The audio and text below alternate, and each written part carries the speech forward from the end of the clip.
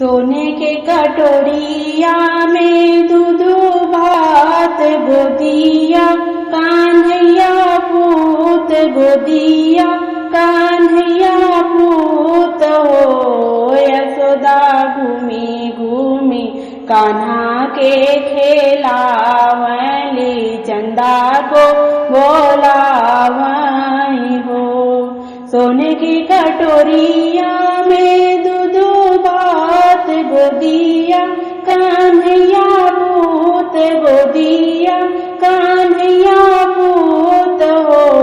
यशोदा घूमी घूमी कान्हा खेलावली, चंदा को बोलावली हो। अरियव चंदा मामा परियाव नदिया किनारे आवो, चंदा वनयंगना मार कन्हैया मोरे खेलसी हो।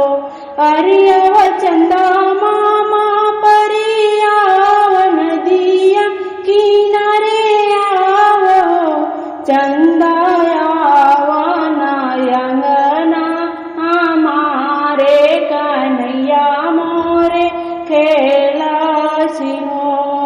सोने की थरियवा मांगैले बजलवा पराई देव हो, चंदा आवो अंगना हमार कन्हैया मोरे खेलाई हो। सोने की थरियवा मांगैले बजलवा भराई देव हो, चंदा वनयंगना हमार कन्हैया मोरे खेलाई हो। चंदा वनयंगना हमार कन्हैया मोरे खेलाई हो।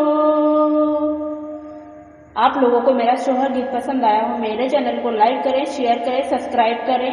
धन्यवाद दोस्तों।